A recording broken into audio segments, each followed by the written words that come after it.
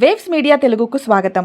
తెలంగాణలో వర్షాభావ పరిస్థితులు తొలగి రాష్ట్ర వ్యాప్తంగా సమృద్ధిగా వర్షాలు కురవాలని ఆకాంక్షిస్తూ రంగారెడ్డి జిల్లా చిలుకూరు బాలాజీ దేవాలయం ఆధ్వర్యంలో ఉస్మాన్ సాగర్ జలాశయంలో వరుణ జపం నిర్వహించారు. ప్రధాన అర్చకులు సిఎస్ లక్ష్మీ నరసింహన్ నేతృత్వంలో అర్చకులు, వేద పండితులు నీటిలో నిలబడి వైదిక అనుష్ఠానాలు నిర్వహించగా ఋత్వికులు వరుణ జప మంత్రాలను 108 సార్లు పారాయణం చేశారు. రాష్ట్రంలోని చెరువులు, నదులు నిండి రైతాంగం సుభిక్షంగా ఉండాలని ప్రార్థిస్తూ భక్తులు కూడా ఈ కార్యక్రమంలో పాల్గొని లోకక్షేమం కోసం ప్రార్థనలు చేశారు.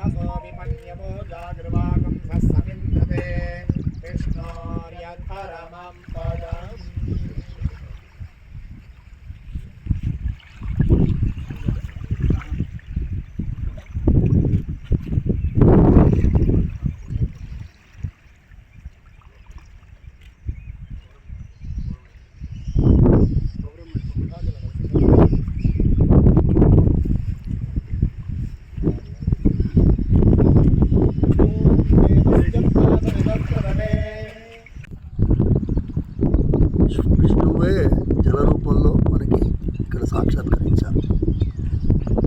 అయితే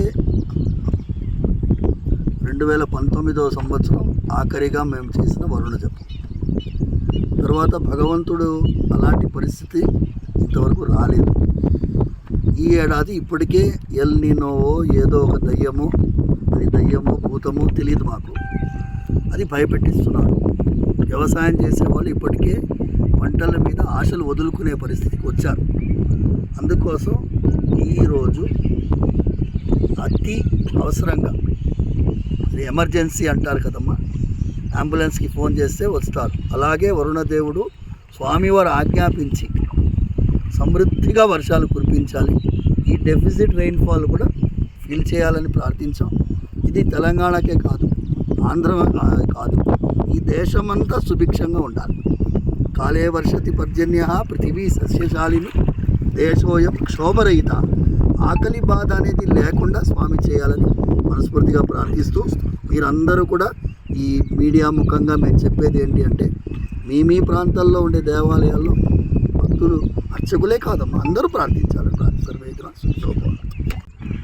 మాకు చాలా ఒక టీం అంటాం మేమంతా. ఎందుకంటే ఇప్పుడు స్వామివారి వైభవాన్ని అన్నగారు వివరించారు. ఈ వరుణ జపంలో ఏం ప్రార్థిస్తున్నారు మీరు? ఏం ప్రార్థిస్తున్నాం? చెరువులు నిండాలి, నదులు ప్రవహించాలి, వ్యవసాయం సుభిక్షంగా ఉండాలి. మానవ జాతే కాదు, ప్రతి జీవరాశి కూడా వర్షం మీద ఆధారపడి ఉంది. వారందరికీ కూడా మంచి జరగాలని మీరు ఆఖరిలో చూశారు కదా, పృథివీ శాంతి వనస్పతి శాంతి, శాంతి మంత్రంతో పూర్తి చేశాం. ముఖ్యంగా ఏంటి అంటే డాక్టర్ శ్రీరామ్ ఘనపాటి గారు, ఈయన చిన్నప్పటి నుంచి మేమిద్దరం కలిసి ఇలా పెరిగాం. ఆయన ఇప్పుడు డాక్టరేట్ అయ్యారు, ప్రొఫెసర్ శ్రీరామ్ కానీ మొన్న ఈ ఎండోమెంట్స్ వాళ్ళు కొత్త అర్చకుల నియామకం అప్పుడు శ్రీరామ్ ఘనపాటి గారు చిలుకూరులో వరుణ జపం చేసి సరిపోదు అని ఎండోమెంట్ మినిస్టర్ గారు, అది ఆ విషయం దయచేసి చెప్పండి స్వామి.